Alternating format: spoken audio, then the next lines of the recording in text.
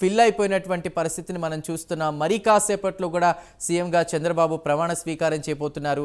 ఇక మంత్రివర్గంలో చోటు దక్కిన వారి విషయానికి ఒకసారి వస్తే జనసేన అధినేత పవన్ కళ్యాణ్, టీడీపీ జాతీయ ప్రధాన కార్యదర్శి నారా లోకేష్ కూడా ఈ మంత్రివర్గంలో చోటు లభించింది. అలాగే అచ్చెన్నాయుడు, కొల్లు రవీంద్ర, తెనాలి నుండి జనసేన నుండి గెలిచినటువంటి నాదెండ్ల మనోహర్, పి నారాయణ, వంగల్పూడి అనిత, ధర్మవరం నుండి బీజేపీ నుండి గెలుపొందిన Satyakumar Yadav, Nimmala Ramanaidu, NMD Farooq, Anam Ramnarayana Reddy, Payyavula Keshav, Anagani Satyaprasad, Kolusu Parthasarathy, Dola Bala Veeranjaneya Swamy, Gottipati Ravi, Kandula Durgesh, Gummadi Sandhyarani, BC Janardhan Reddy, TG Bharath, S Savitha, Vasamsetti Subhash, Kondapalli Srinivas, Mandipalli Ramprasad రెడ్డిలకు నేడు చంద్రబాబుతో పాటు ఈ 24 మంది కూడా మంత్రులుగా ప్రమాణ స్వీకారం చేయబోతున్నారు. ముఖ్యంగా సీనియర్లకు యువతకు మధ్య సమతూకం కూడా పాటిస్తూ మంత్రివర్గాన్ని రూపొందించారు. సగానికి పైగా కొత్త వారికి అవకాశం కూడా లభించింది. 17 మంది కొత్త వారికి అవకాశం కల్పించారు. 3 మహిళలకు కూడా చోటు లభించగా బీసీలు 8 మంది, ఎస్సీలు 2, ఎస్టీలు 1, ముస్లిం మైనార్టీల నుంచి ఒకరికి అవకాశం కల్పించారు. అటు వైశ్యుల నుంచి ఒకరికి అవకాశం దక్కింది. 4 కాపులు, 4 కమ్మ, 3 రెడ్లకు కూడా అవకాశం ఇచ్చారు.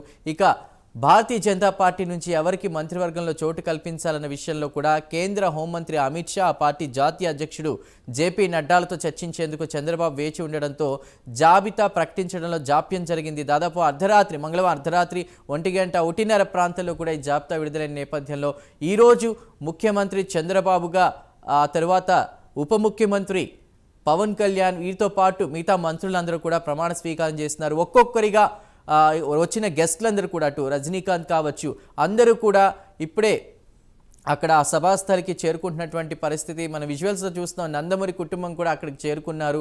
ఒక్కొక్కరిగా ఎవరైతే ఆంధ్రప్రదేశ్లో ప్రభుత్వం మారాలి, పాలన బాగుండాలని ఎదురు చూశారో వాళ్ళంతా కూడా ప్రత్యేకించి ఎక్కడెక్కడ ఉన్నా కూడా ఈరోజు అందరూ కూడా విజయవాడ చూసేటువంటి పరిస్థితి.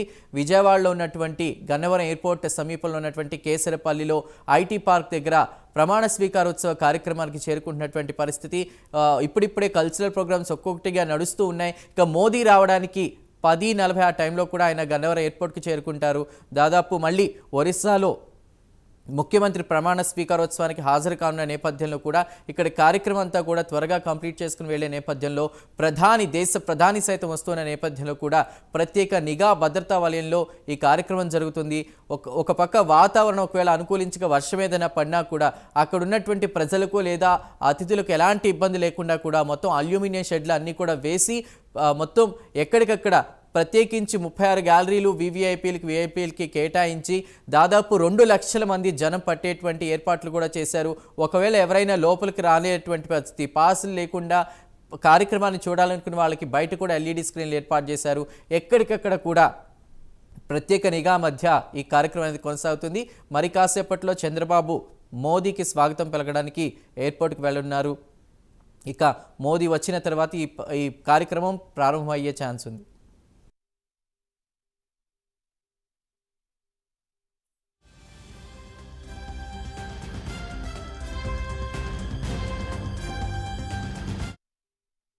ఒక పవర్ స్టార్, ఒక ఉత్తేజం, ఒక ఉద్వేగం, ఒక ఉద్రేకం, ఒక యుద్ధం మనతో మాట్లాడుతున్నట్టుగా ఉంటుంది.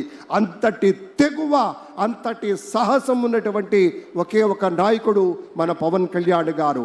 యుద్ధం అనే కత్తి అంచు మీద నిలబడి న్యాయం కోసం గొంతెత్తినటువంటి సమర సింహం అంటే ఎవరయ్యా అంటే ఎవరో మన పవర్ స్టార్. గట్టిగా మీ కరతాళధ్వనులు ఉండాలి. అద్భుతం. న్యాయం కోసం గొంతెత్తినటువంటి ఆయన పిలుపు మేరకు మన ప్రియతమ నేత శ్రీ నారా చంద్రబాబు నాయుడు గారి పట్ల అభిమాన సముద్రమై తరలి వచ్చారు మీరంతా. ఇటువైపు నుంచి చూస్తుంటే ఈ మాగాణమంతా ఇలా వెల్లువెత్తుతున్నటువంటి ఒక విజయ కెరటం ఈ విజయవాడ పట్టణంలో అమ్మ దుర్గమ్మ తల్లి అనుగ్రహంతో ఆ కృష్ణవేణి తరగల మీదగా పరుచుకుంటూ సరిగమల పదనిసలతోటి తరలి వస్తున్నటువంటి అనుభూతి కలుగుతుంది. ఆ యొక్క అనుభూతిలోనే మీతో మాట పంచుకుంటూ ఉన్నాం. मुद्दतों में होती है शख्सियत उनके जैसी, अंदाज ये बयान से हो जाता है इतिहास, हमें गर्व है कि हम वो पीढ़ी है जिसने इतिहास बनते देखा है।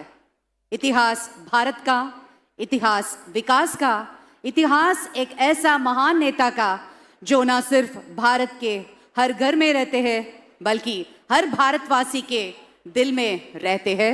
वो है यशस्वी प्रधानमंत्री श्री नरेंद्र मोदी जी। ఈనాటి కార్యక్రమానికి ముఖ్య అతిథిగా విచ్చేసి అందరినీ అభినందించి ఆశీర్వదించడానికి మరికొద్ది క్షణాల్లో విచ్చేయనున్నారు భారత ప్రధానమంత్రి శ్రీ నరేంద్ర దామోదర్ దాస్ మోదీజీ. ఇక నిశ్శబ్దం ఉన్నామా లేనా అన్నట్టుగానే ఉంటుంది, కానీ ఆ నిశ్శబ్దం చేసే శబ్దం ఏ రేంజ్లో ఉంటుంది అదే గెలుపు అన్న ప్రతిధ్వని ఇప్పుడు ఆంధ్రప్రదేశ్లో వినిపిస్తుంది. కూటమి గెలుపు కాదు, ప్రజల గెలుపు అని మరోసారి మనం గుర్తు చేసుకోవాల్సిన సమయం. ఈ అసాధ్యాన్ని సుసాధ్యం చేసిన ఏకైక వ్యక్తి, శక్తి పవర్ స్టార్ పవన్ కళ్యాణ్ గారు. ఎక్కడ తగ్గాలో తెలుసుకుని నెగ్గాల్సిన చోట నెగ్గి ఔరా అనిపించుకుంటూ ముందుకి శరవేగంతో దూసుకుని వెళుతూ కేంద్రంలో తన అభిమాన నాయకుడు ప్రధాని కావడాన్ని లాంఛనం చేసిన క్రతువులో ఏపీ పొత్తు విజయాన్ని ఖరారు చేసిన యోధుడు శ్రీ కొణదెల పవన్ కళ్యాణ్ గారు మరికొద్ది క్షణాల్లో ఈ ప్రాంగణంలోకి రానున్నారు. ఈ యొక్క క్షణం కోసమే ఎదురు చూస్తున్నాం.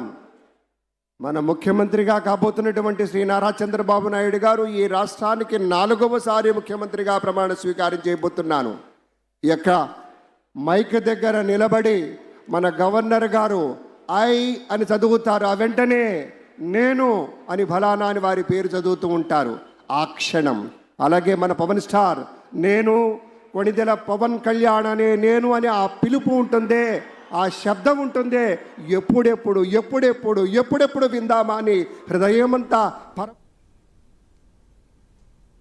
రైట్, అది సభా ప్రాంగణం దగ్గర పరిస్థితి. ఎప్పుడెప్పుడు ప్రమాణ